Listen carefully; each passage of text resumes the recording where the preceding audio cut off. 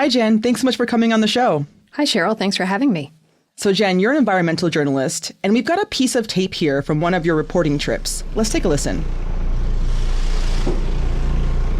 This is late March of earlier this year. I'm on a research survey vessel. They're surveying North Atlantic right whales off the tip of Cape Cod in Massachusetts. So we're hearing a walkie-talkie exchange between one of the researchers that's outside on the flybridge observing the whales and the other that's in the wheelhouse inside documenting what they're seeing. We've only just started the survey, and boom, our first sighting of the day. What did you say? Did you say mom calf? And it's my first sighting. It happens to be a mother and her calf. Come back, please. Did you say mom calf?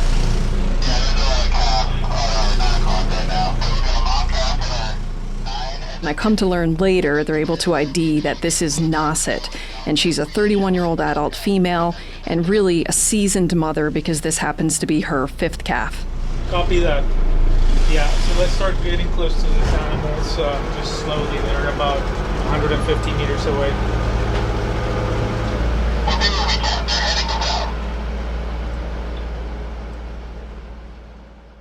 So you're on this trip as part of a project you've done for the Globe in partnership with the Pulitzer Center's Ocean Reporting Network about these whales. How did you feel when this was happening? Yeah, I mean, not only was it my first North Atlantic right whale sighting, and keep in mind I had been months into this investigation for the Entangled series for the Globe, but, you know, I'm a mother to 3 little ones, so I think for starters, that struck me as recognizable, this kind of synchronized movement between the mother and calf.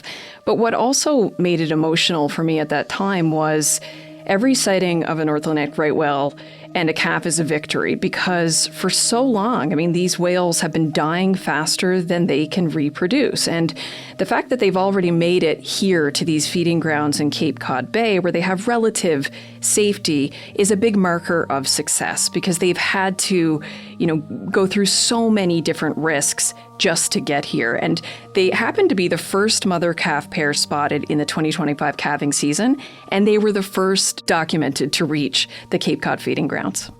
Wow, that sounds really special. I didn't hear the whales in the clip. Did the whales make noise when they were at the surface? Not that I could hear. I mean, you could certainly see that they came up to the surface to breathe and they relatively stay at the surface. But no, I mean, you really can't hear anything from the whales above the natural sounds in the environment. You can hear in the clip this low engine rumble, so that's what I'm hearing. And I think, you know, that runs in sharp contrast to what we would hear underneath the water. So what does the ocean sound like under the water? I think many people might think that it's quiet, and I don't doubt that some parts of it are, like the poles, but there's lots of natural sounds in the marine environment. You've got this everyday chitter-chatter between species that happens at different frequencies.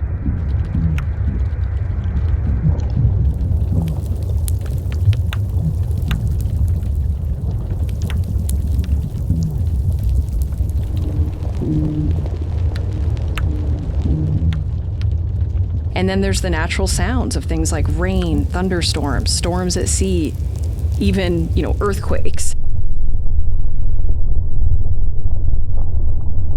And in winter, sounds of ice.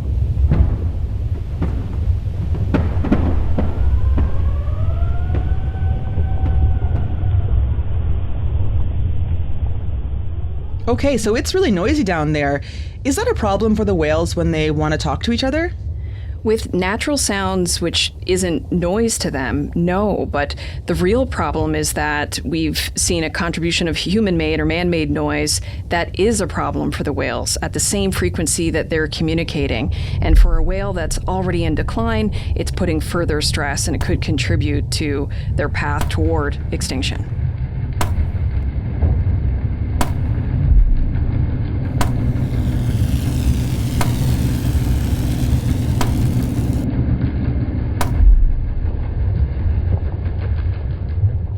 The struggle for North Atlantic right whales to hear one another is an indicator of something greater at play, and the same noise that's drowning out whale calls is disrupting the fish we eat and the ecosystems that protect our coastlines. And so the question is, can we turn down the volume on an ocean we're making too loud or too polluted with man-made noise for life to thrive? Okay, Jen, I'm going to pass the mic off to you for this episode. So, I'm Cheryl Sutherland. And I'm Jenn Thornhill Verma. And this is The Decibel from the Globe and Mail.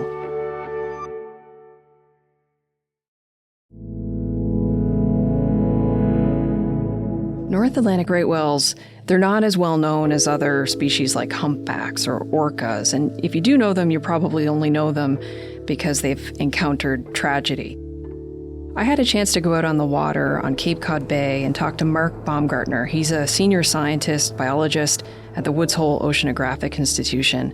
And when we joined him on a research boat in late March, he talked about how people just generally don't think about this species. Keep reminding people, hey, there are right whales out there. One of the things that right whales suffer from is out of sight, out of mind. Most people on land have no idea what a right whale looks like. They don't hear anything about them. It's just a constant sort of reminder, these animals are out there, there aren't very many of them, and they're really in danger. The reason researchers know so much about this population, and it's quite unique, is that they follow their life history by taking photographs, they take genetic samples, and the whales are tracked in something called the North Atlantic Right Whale Catalog that's maintained by the New England Aquarium. And there, the whales, some 833 have been documented overall, and then the current population at about 384, they all have ID numbers and names. One of the interesting things about North Atlantic right whales is that they have these white callosities or rough patches of skin that is like a whale's unique fingerprint. And in the case of Nauset, she has a callosity that looks like a lighthouse. So she's named after Nauset Lighthouse on Cape Cod. The other way in which researchers identify these whales is unfortunately through scarring. So if they've been through entanglements, for example, or they have propeller wounds or scars, those also can be telltale indicators that you're looking at a particular whale. And Nauset, we mentioned when we see her, it's with her fifth calf. We know, for example, that only 2 of the 4 previous calves have been seen in recent years. And that's also really telling that although you have a calf like Nauset, who's a seasoned mother, she continues against all odds to reproduce, you are seeing that the survivability, unfortunately, of the calves is quite poor.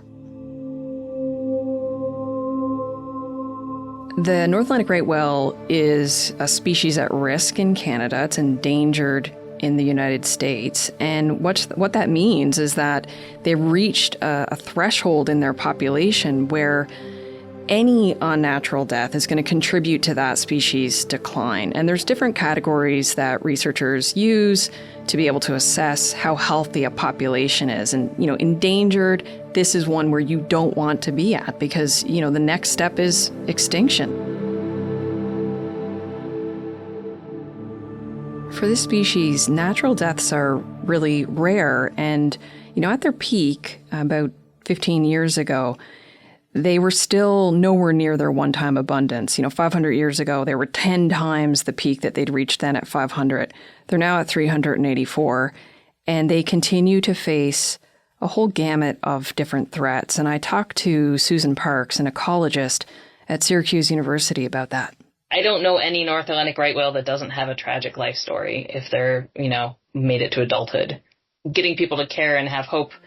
If you just see a whale on the beach, you don't know anything about it, it's upsetting. But if you know that was a 15-year-old animal that just had her first baby and had, suffered all these horrific injuries for, it makes it a lot viscerally more upsetting. Right whales are sometimes called the urban whale because they are swimming relatively close to shore. And because of that, they face great risks, particularly from entanglements in fishing gear and then also marine vessel strikes. The other factor is climate change, and that has shifted the right whale's preferred food. Where there are an abundance of food, there also has happened to be an abundance of these threats. 2017 was a really important year for the whales and also for policymakers. And it's because that's the year that they had 17 whales die in Canadian and U.S. waters from fishing gear entanglements and ship strikes, vessel strikes. That's when the National Oceanic and Atmospheric Administration, NOAA, from the U.S. government would declare an unusual mortality event. And it was a significant death for a species that was already in trouble, because since 2010, it was already facing a decline. It had peaked at about 500 individuals in the population at that time, and then for a decade after that was just in decline. And in 2017, that was probably the first time I had ever heard of what a North Atlantic right whale was. And I would say that's probably true of many Canadians. I come from Newfoundland and Labrador. If you go out on a whale watching boat, you're very likely going out to see the charismatic humpbacks, right? I mean, this is not a particular species that I would have seen close to shore growing up in Western Newfoundland. And when I think that news headlines struck, it was alarming because all of a sudden this whale I'd never heard of was being caught in fishing gear and struck by vessels. And you could see this real conundrum. I mean, I grew up in fishing communities, and, you know, you talk to people on the wharf, nobody wants to hurt a whale, and yet here was examples again and again and again on both sides of the border where that was happening. Fast forward to now, and as if the fishing gear entanglements, the vessel strikes, and the added problem of climate change weren't enough, now researchers are learning about a new and rising but lesser known threat, ocean noise pollution.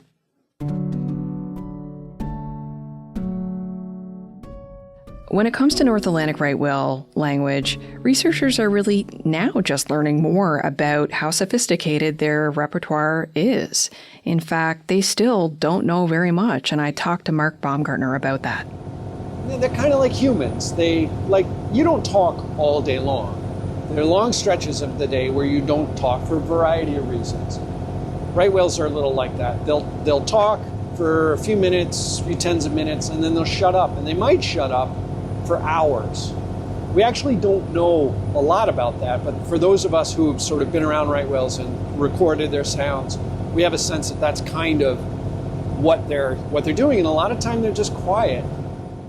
When North Atlantic right whales do communicate, it's complex. They can groan, moan, and call. One call we do know quite a lot about is the up call, and I think that has to do with the frequency with which it's used. It's a social call. It's a contact call. And not only do researchers now believe that it's hello, it's actually self-identifying. So it's hello, I'm Jenn. And it's a particularly important call for identifying one whale to another, and so generating a lot of social activity. For right whales, we get them all. Like, males will make the up call, females will make the up call. That's Mark Baumgartner again. It's a really simple call. It goes and it's really easy to recognize in the pitch tracks. It's really easy to recognize by ear. An up call is a call that, you know, as the word implies, starts low and ends on a higher pitch.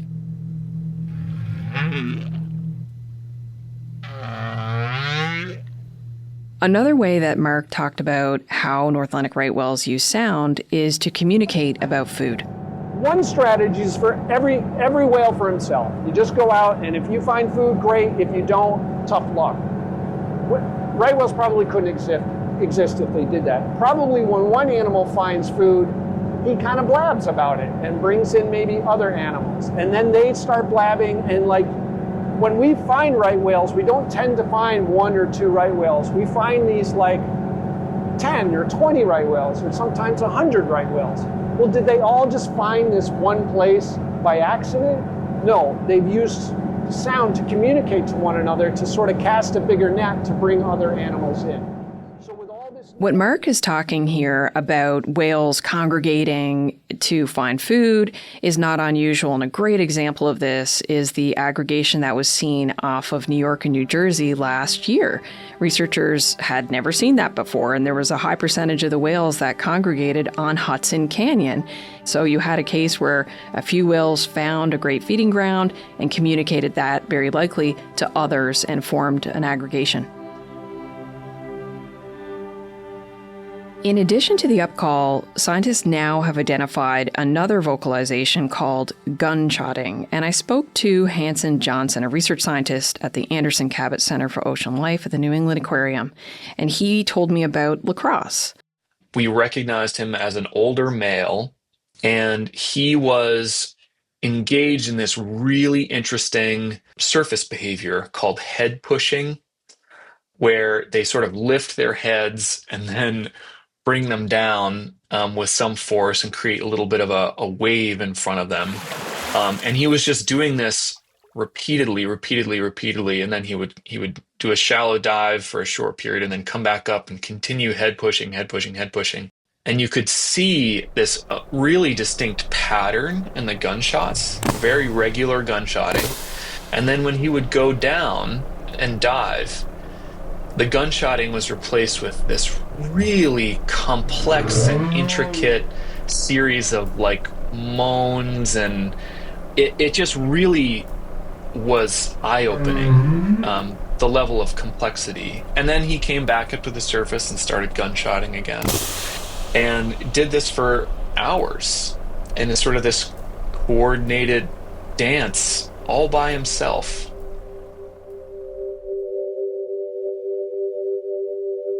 While North Atlantic right whales make loud sounds, they're calling out hey to one another through the upcalls, they're gunshotting as we're hearing, they're moaning and groaning. The other discovery that researchers have made is that when it comes to mothers and calves, they have quite delicate vocalizations, and they liken it to whispering. We were actually trying to get more information on mother-calf pair acoustic behavior, because that I felt was really a gap. That's Susan Parks again. Pregnant females are numerically the most frequent animal that's migrating down the coast, close to shore. And we really didn't know if their acoustic behavior was the same as other animals that we've studied in their habitats. And so we didn't know if they were going to be detectable with passive acoustic monitoring. Maybe when they were pregnant, but when they had a young calf, I was very curious whether they would be as chatty or whether they'd sort of be quieter to sort of avoid detection from other whales or potential predators for the calf. I spoke to Susan because she had an opportunity to listen in on the same whale, Harmonia, at multiple ages, when she was 1, 9, when she was pregnant and had her second calf, and again at 15 years old. And so Harmonia was a really interesting part of that study, in that she was tagged on the calving grounds when she was pregnant. And so we have a really nice recording of her, and she was making lots of sort of louder contact calls, so the up calls, she was producing those. A few weeks later, we tagged her again, but this time she had a young calf with her, and so she had given birth in the interim. And just the sound production from her with the young calf was just totally different. Switched to these really sort of almost like quiet grunt sounds instead of these up calls.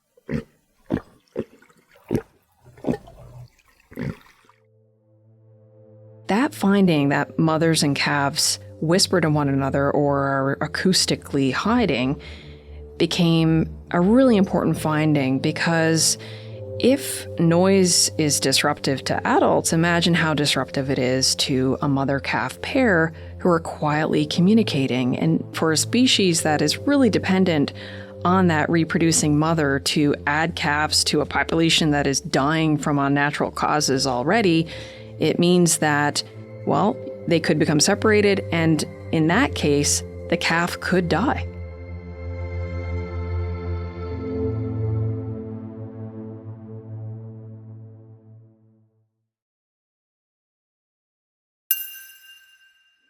To be able to protect North Atlantic right whales, scientists have to know where they are. And to do that, they depend on surveys from seagoing vessels, airplanes, and in this case, acoustic feeds from hydrophone-mounted buoys or autonomous gliders.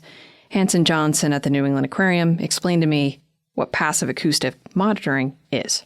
Passive acoustic monitoring is this idea of eavesdropping on whale communication, listening for them to basically figure out where they are in the ocean. There's many ways to listen in to the whales, and when we went out on a research vessel with Mark Baumgartner, we had an opportunity to see, I think it was the Cadillac version, really, of what you would call this.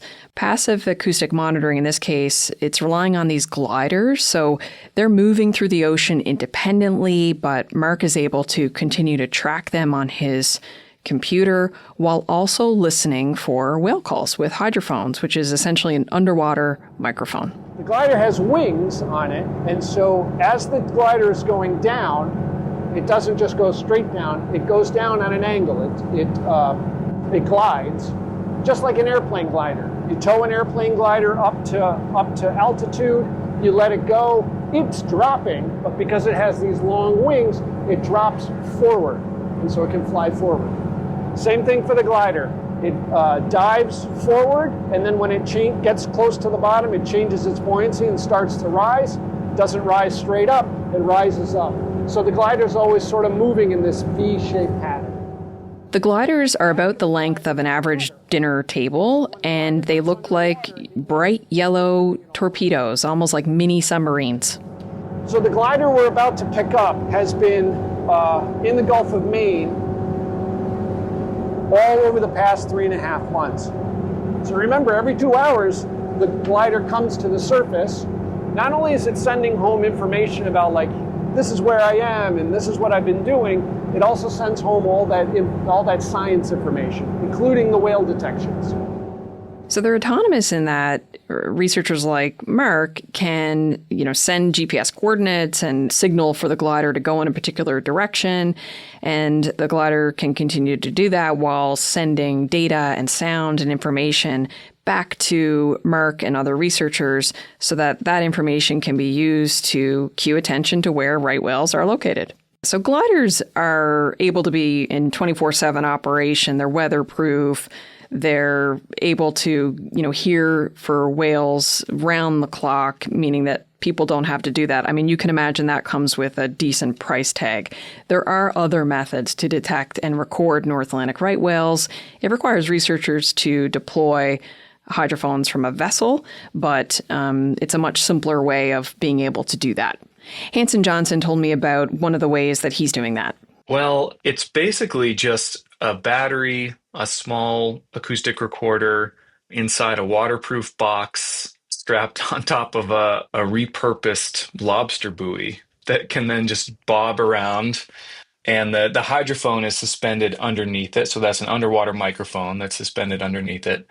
And so it's a little self-contained but very inexpensive sort of low budget style system for collecting these recordings. Very different and much less sophisticated than like an ocean glider or, oceanographic mooring or any of these other autonomous systems. Another approach is what Susan Parks used, these D tags, or devices that are actually attached directly to the individual whale. And so very different from gliders or stationary buoys or just dropping a microphone in the water. These are recording devices that temporarily stick to individual whales, kind of like a suction cup, and they capture sounds from the whale's perspective, both, what the whale is saying and also what it's hearing, and then it detaches and floats up for recovery. So the D tags were particularly helpful for a whale like Harmonia because you can learn about a specific whale's experience. Gliders and buoys, they monitor the whole population, but you don't necessarily know who you're listening to. In this case, you know exactly that you're listening to a tagged whale. Think about this as the difference between wearing a body camera on one person versus setting up a security camera in a room or an area. You get really different information. And in the case of a tag, you're hearing these delicate sounds that you otherwise wouldn't be able to pick up on the security camera.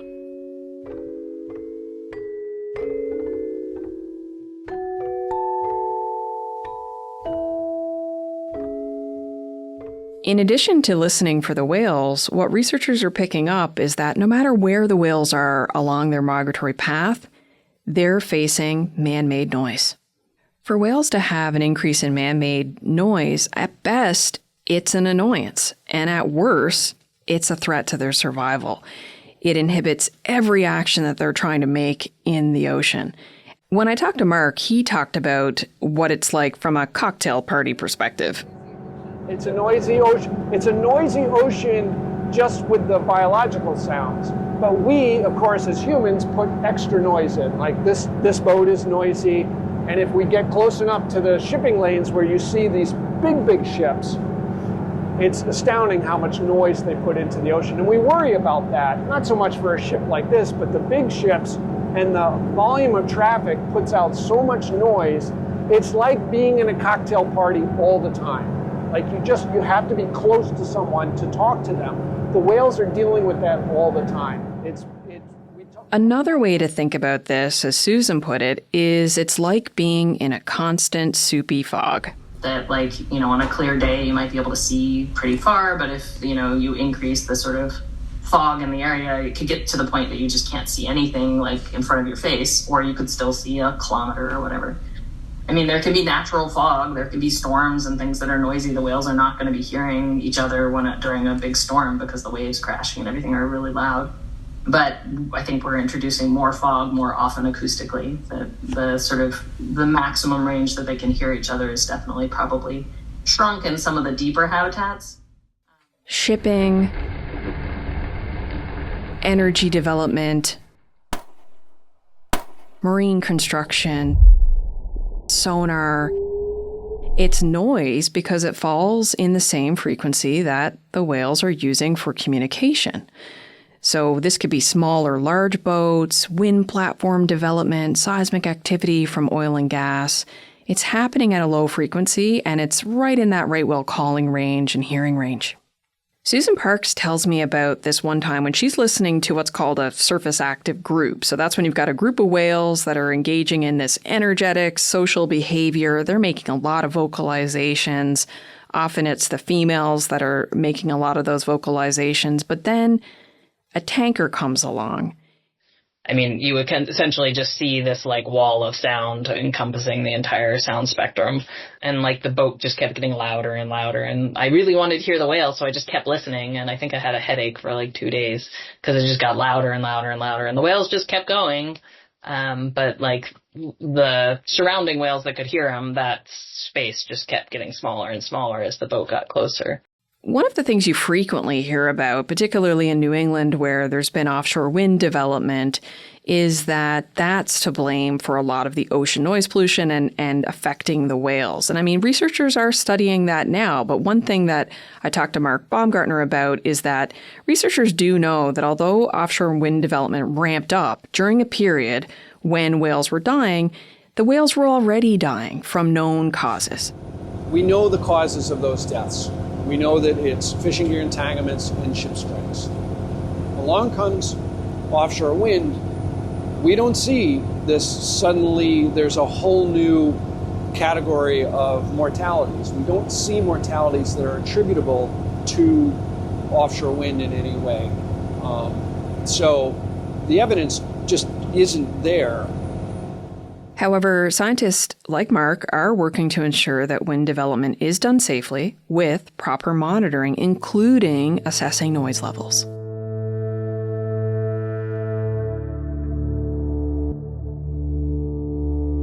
One thing that researchers know is that ocean noise is having physiological effects on whales.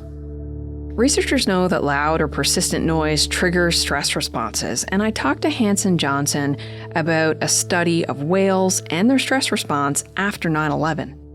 Researchers were out and collecting fecal samples from right whales before and after September 11th. And the events of September 11th and the subsequent shutting down of ship traffic and air traffic created a little bit of a natural experiment where for a brief period of time, right whales were subject to much less noise than they were typically. And that was reflected by a significant decrease in the stress levels of these whales. In addition to stress, there's also physical damage. Extremely loud sounds can cause temporary or permanent hearing damage, and in severe cases, internal injuries.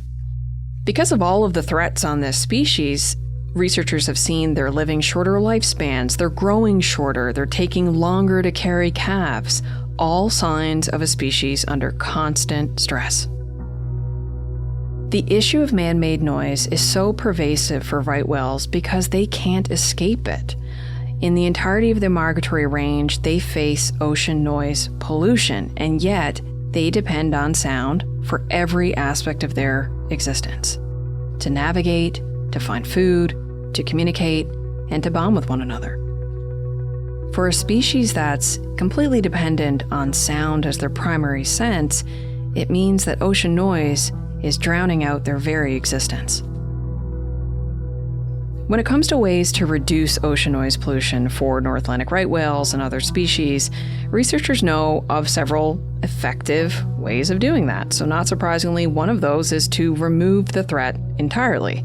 So when you think about shipping or fishing, that means things like rerouting vessels, not all the time, but seasonally or dynamically when whales are present, and in the same way, issuing fishing area closures. So the same approaches that can actually reduce other threats, you can reduce ship strikes, for example, you can reduce fishing gear entanglements, will also be effective for reducing ocean noise. But the real nut to crack is, how do you balance human development with the conservation needs of North Atlantic right whales? And researchers talk about, and policymakers too, coexistence. How do you solve multiple problems at once? Keep noisy activities away from whales in space or time is one of the ways of doing that. Remove the threat entirely. Use technology to dynamically manage where the whales are present or where they're known to be. So that's where things like detection systems of the buoys and the gliders in US and Canadian waters can be this constant reminder, hey, there's right whales out here. Let's slow down and subsequently also reduce our ocean noise from shipping. But the real burden of proof for reducing ocean noise is not on conservationists, it's certainly on industry, but it really comes down to government to set policy. When it comes to Canada, Canada released a federal ocean noise strategy back in 2023, 2024. It was due to release a federal action plan and final ocean noise strategy. We couldn't clarify when we asked Fisheries and Oceans Canada that question. I have heard it criticized as a plan for a plan, right? Because what it attempts to do, and I heard this from Fisheries and Oceans Canada themselves, that it attempts to take an approach to coordinate around this issue with the ultimate goal of reducing ocean noise and its impacts. But what that lacks is an understanding of targets, exact measures, regulatory steps that require industry to abide by certain noise levels, for example. So I think until that federal action plan is released and we see those specifications, it's hard to know, is this a plan for a plan, or are these actually regulations that we can test and measure progress against? When I started this series, I have to say, I worried that we would be simply documenting the decline of a critically endangered species. They have a lot of cards stacked against them. But the whales are showing signs of growth, and it's slow growth, right? Over the last 4 years, the population has been moving in the right direction after a decade of decline, and also a lot of learning on the part of researchers and policymakers to protect them. And now we see, in these last 4 years, the whales are doing their part. And I think what I hear from researchers is that it's up to us to do ours. When I spoke to Hanson Johnson, he said that this is again why it's so critically important to listen to the whales, so that we have an opportunity to know them and empathize with this situation. With right whales, there's always this direct link back to how do we keep this species from going extinct? But I think there's tremendous value too in just like that sense of discovery and sort of developing this empathy to these animals. But there's, I think, a really strong motivation to understand these behaviors better, because the conservation implications are really big. When it comes to empathy, I think that's why the story of these individual whales are also so important. And Lacrosse, Harmonia, Nauset, all the whales that we spoke about are still alive and part of the estimated population. Despite all of the things that they've had to encounter throughout their existence, they will continue to teach researchers about this and other threats, and most importantly, how to beat the odds.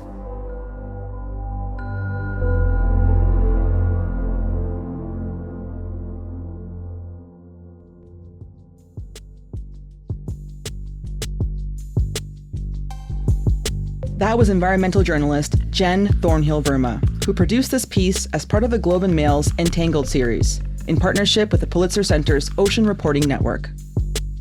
That's it for today. I'm Cheryl Sutherland. Madeline White and David Crosby produced this episode. Our producers are Madeline White, Michal Stein, and Ali Graham. David Crosby edits the show. Adrian Chung is our senior producer, and Angela Pacenza is our executive editor. Thank you for listening.